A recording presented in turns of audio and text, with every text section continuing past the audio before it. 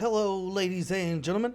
Tevaron here with a new series, which I'm calling Friday Night Magic.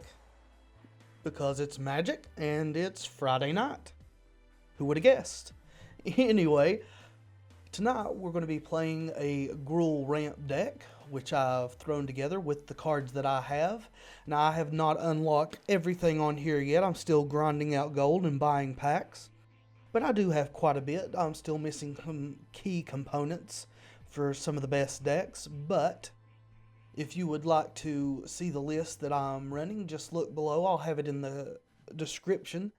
But without further ado, let's get started. One thing to be aware of if you've not played Duels Origins is that deck building is different than it is in Paper Magic. Whereas in Paper Magic you can have 4 of each card in your deck if you want, unless you're playing Vintage. You know, that's a whole nother matter. We're going to keep this hand. In Duels, you can have 4 of each common card, but only 3 of each uncommon, 2 of each rare, and 1 of each mythic. So it puts different constraints on your deck building, and as such, the meta is actually pretty vastly different than what it would be if you could play, 4 of any card.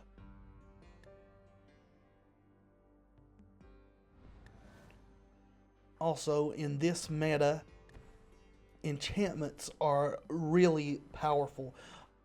Not just global enchantments like Evolutionary Leap, which is in here and is very powerful. And in fact, the premier control win condition is Sphinx's Tutelage.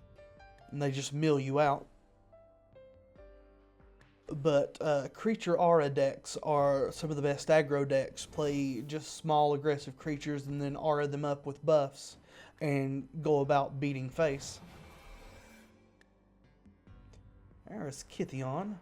He can flip to a Planeswalker. Okay, what I'm going to do is Pilgrimage. Alrighty. Confirm. And we do not have Spell Mastery yet, so we could only get the 2. If we'd have had 2 instants or sorceries in our graveyard, we could have gotten 3 Forrests instead. And I'm holding back, kind of hoping he doesn't have a 3rd land drop, and, well, he does. But it is a tapped land, so he's probably not going to swing with Kithion then, so that saved us a little bit of damage.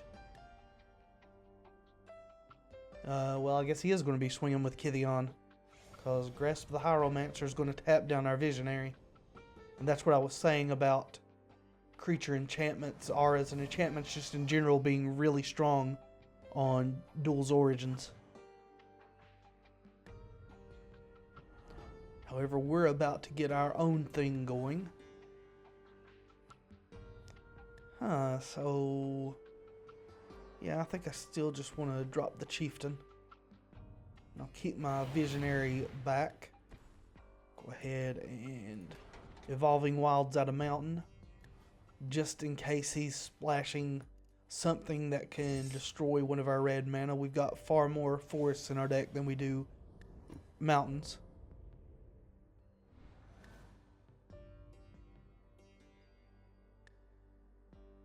And I'm assuming that he's going to tap down my Kird Chieftain, which is fine. I can still block with my Elvish Visionary, but this is going to prevent him now from attacking with Kithion. I would really, really like to top deck a Chandra's Ignition. But whereas it's a rare, I can only run 2 of them in the deck. So you see the conundrum. You're going to swing with your flyer. Just going to sit there. Come on. You can do it. Hit the button. Okay. Oh, you're tapping down with your Whirler Rogue. I forgot that could do that. To make unblockable.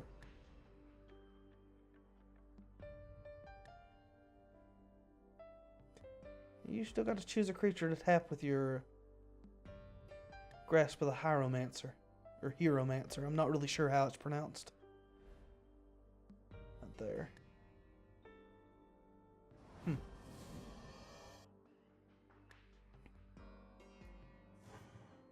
At this point, I'm kind of wishing that was Creeping Mold so I could get rid of that enchantment. Yeah, so... 6.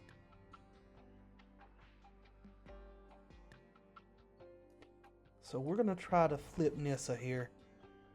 She's probably going to die immediately after. But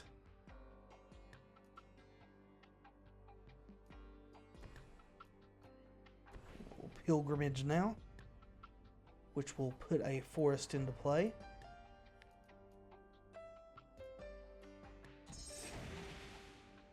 And activate Nissa.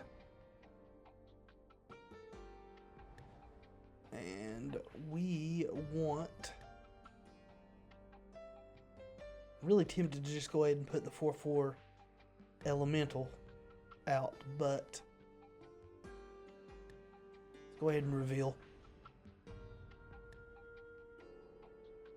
Okay.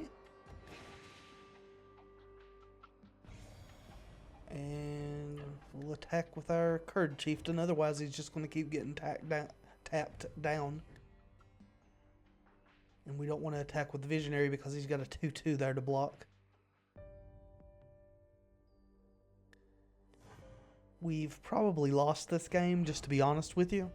Unless we somehow get a Chandra's Ignition or something in the next card or so that we draw, it's probably completely over.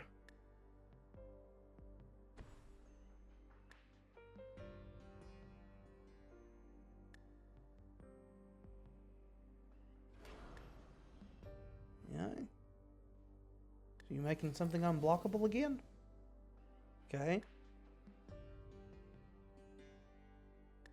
I guess if you're wanting to cast something, that's a thing to do. You could have just paid the 3 and given him indestructible. So you're not attacking with the Whirler Rogue, so you don't want Kithion to flip?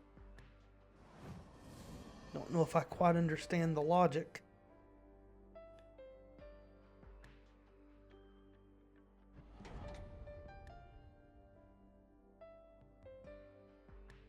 Huh. Well, suppose we go to attack phase then. See what he does about this 4/4 coming at him.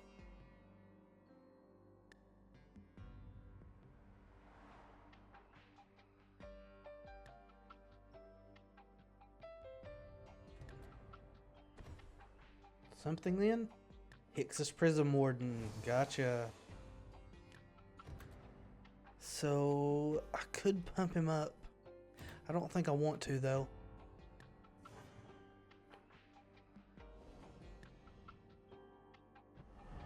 Yep. Hixus. When he's in play and any creatures deal damage to the opponent, they get exiled until he leaves play. So, we want to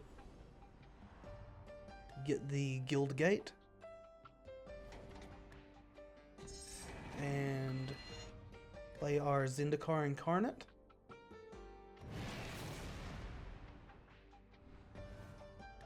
And that is an even better creature to Ignition. It's just a matter of drawing the thing. I do believe, yeah, we've got Spell Mastery now. So even a Ravaging Blaze would be good to draw. Okay, so finally going to attack phase here. Just swinging all out, are we? Yeah, I figured as much. Yeah. Let's see, so 6, 7, 8, 9, 10, 11, 12. So that's lethal. Could just block that and force him to give it indestructible, but I'm going to block the big guy and take as little damage as possible at this point. Then Kithion's going to flip and become the Planeswalker Gideon. Gideon Battleforged. Yep. And unless unless something incredible happens, we've lost this game. And by incredible, I mean we need to top deck a Chandra's Ignition like right now.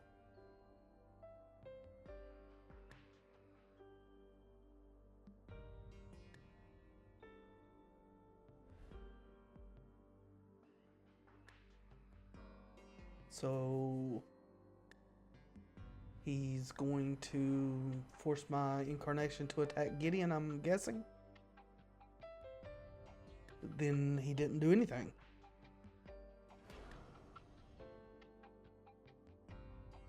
You're giving him indestructible and untapping him? Okay. I mean, that makes sense as well. And we are dead. DED dead. So I'm going to concede. And go on to the next game. Okay, so let's see if we can get a win. Good hand, please. That's pretty good. I'll keep that. Go ahead and lead out with our Forrest. And if we don't draw the Singleton Guildgate that's in our deck, we can play our Gatecreeper Vine and get it. Got just one in there so that this Vine can fetch it out for us. Because overall, I'm not hugely a fan of comes into play tapped. In fact, I don't think I want to now either. Because I want to be sure to be able to play Nissa's Pilgrimage next turn. Yes. Go ahead. I'm going to get a mountain. Because Nissa's Pilgrimage can only get forests. And we have got far more forests in our deck than we do mountains.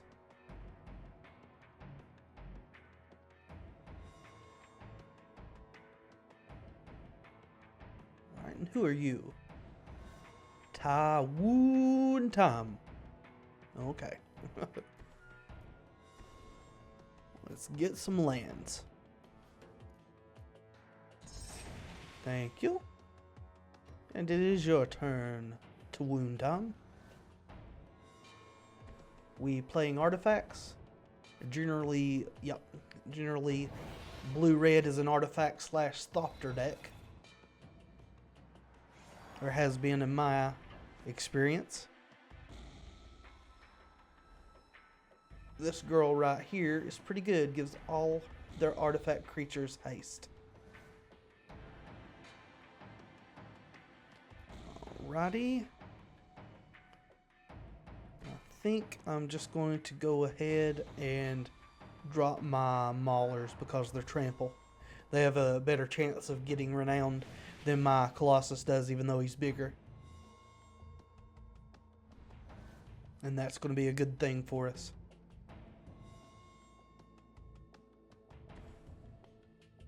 Right. Guardians of Meletus, 06 wall.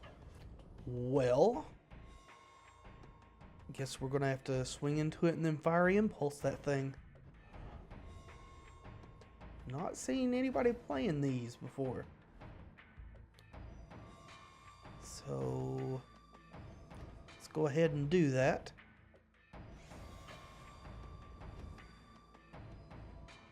Don't want to play anything before combat unless it benefits the combat. That way they may make poor decisions that are to our benefit. And I think... I think we want to play the Chieftain. Even though the Visionary draws a card, I think just getting more beef on the board is to our advantage at this point. Because he appears to be a little bit land stalled. Ooh! And when you concede in this game, you get replaced by the AI. That's okay. We'll go ahead and finish the game out. Hopefully the AI will not now stomp our faces. Okay, more Thopters. Could have played that before attack phase and attacked us with that Thopter. Alright. Let's just swing all out and with our Kird Chieftain here, we're threatening to pump. Sorry, forgot to confirm the attack there.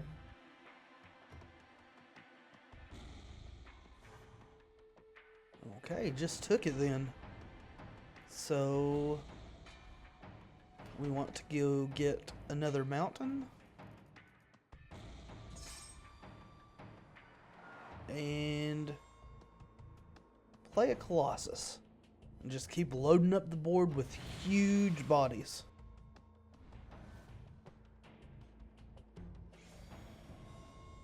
I think we're in a really good position here. I think he got really mana screwed. And the Kird Ape not only pumps +2/+2, he gives whatever he pumps trample. So that's great in conjunction with our Colossus. Ooh.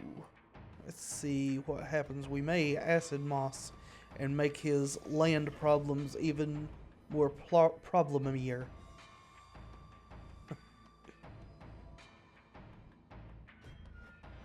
Okay, so you're trying to kill this dude.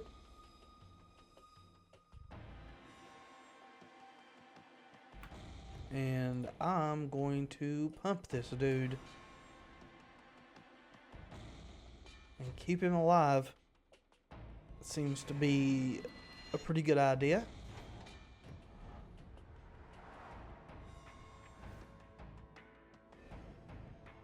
Yep. And we've got this. This is our game. We'll do one more after this. See if we can't come out with a positive record. Certainly hope so.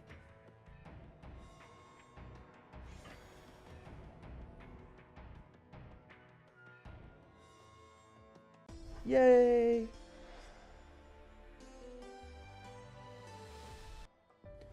Well, in our third and final game, we're going to attempt to get a win against a non-land screwed opponent. And we're certainly not going to do it with that hand. And that's not the best, but it's better, so I'll keep it. Go ahead and play our Guildgate. And see what Fletcho is up to.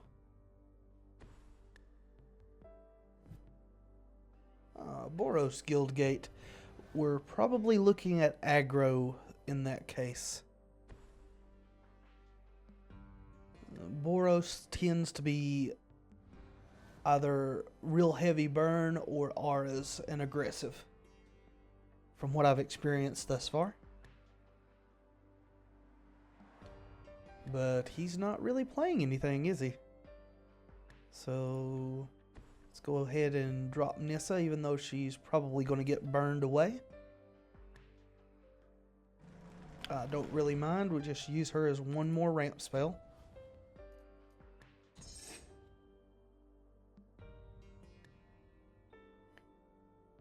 And are you going to play blue and turn into Jessica on us?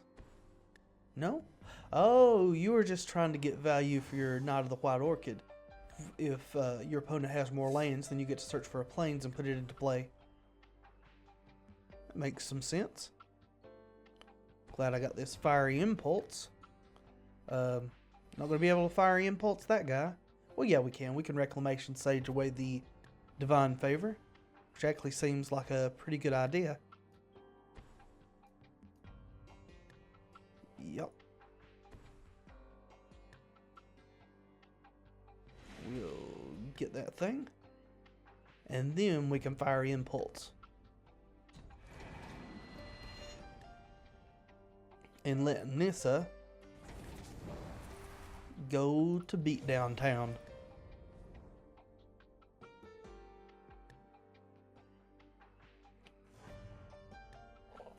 Just a tip, guys, if you play on here, you saw watching damage effects up there, go into your options and switch off damage effects. It makes the game so much faster. Ooh, you're the first person I've seen playing Meteorites. Are you playing some kind of weird Boros control? I've not seen one of those yet. I'm interested to know how this is going to work out. And I think we're going to play our Maulers.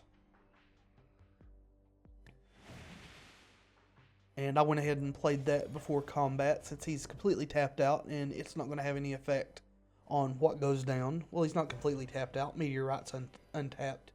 But I was just trying to save a little bit of time there. Generally, you want to do combat first before you play anything unless you have something that needs to be played prior that's going to affect it in some way.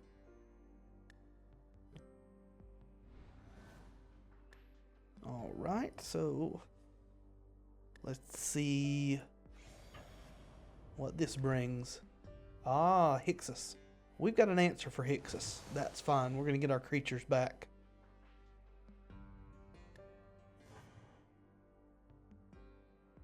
That's no problemo.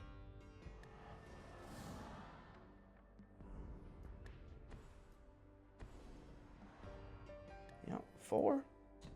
And gone. Yep, destroy that meteorite. Yes, please. And I think we're in pretty decent shape.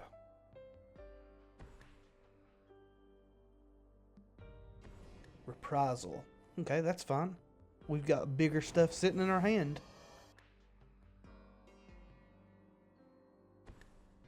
And flame. Flaring Flamekin. Okay, so it can pump and it gets bigger if it's enchanted.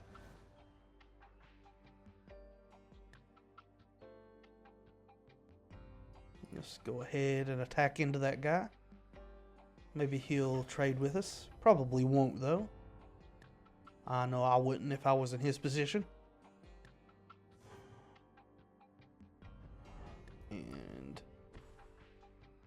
go ahead and play our Zendikar Incarnate and then play our Pilgrimage as well and get 3 forests out of our deck.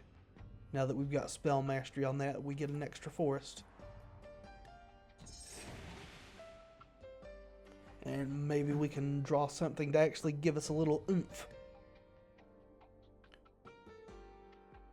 Or something to get rid of that so our Zendikar Incarnate can swing through unmolested. Because Flame King can kill it with a couple of pumps. Tragic Arrogance, that's bad. So he's going to let us keep our Reclamation Sage. Tragic Arrogance is kind of a board wipe. For each player, you choose from among the permanents that player controls an artifact, a creature, an enchantment, and a planeswalker. Then each player sacrifices all other non-land permanents they control. Well, that's not good. So he can pump that 3, so he could be swinging 5 a turn. I still think it's probably in our best interest to go ahead and attack. I mean, with the amount of lands we've got out of our deck, we should be drawing into something. Got 11 out, and I'm only running 23 lands. Ought to cut to 22, but it just seems an awful low number to me. Call the full moon. You gonna cast it this turn? Nope. So you are kind of an aggro deck. You've just been holding back a whole lot. It just seems a really weird build, but it's clearly doing okay for you. Who might I argue with success? That guy's first strike, isn't he? Yeah. Okay, so we'll play our Kird Chieftain, rather. Let's see, I played him beforehand because he can pump our Reclamation Sage.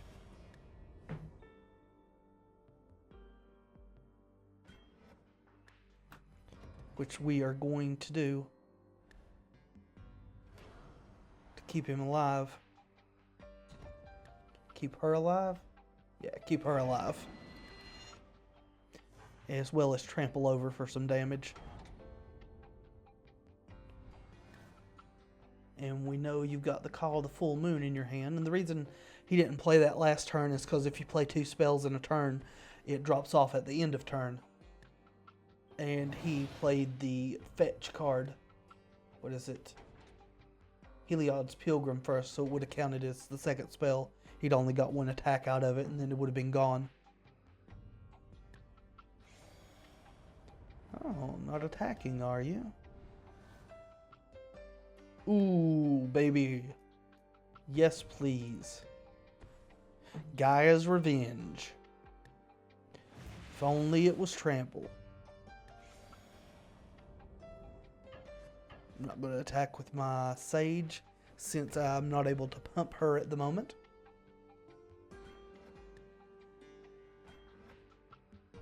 You gonna pump up and kill my Kird Chieftain? This Gaea's Revenge should be a real problem for him to deal with. Oh, he's not pumping to kill it. Seems strange choices there, to be honest with you.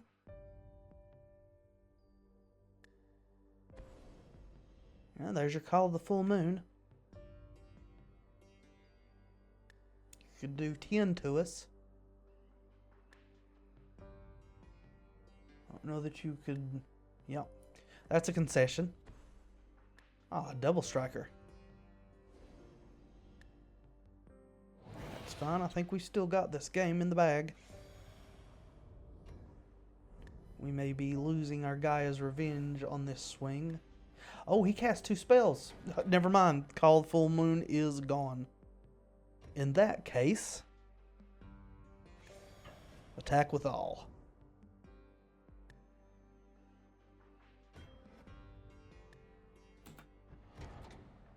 Yep. We will pump. Yep. And pump. Yep. And that, my friends, is all she wrote. Thank you for joining me today. This has been Friday Night Magic. I have been Tevaron, and until next time, be excellent to each other.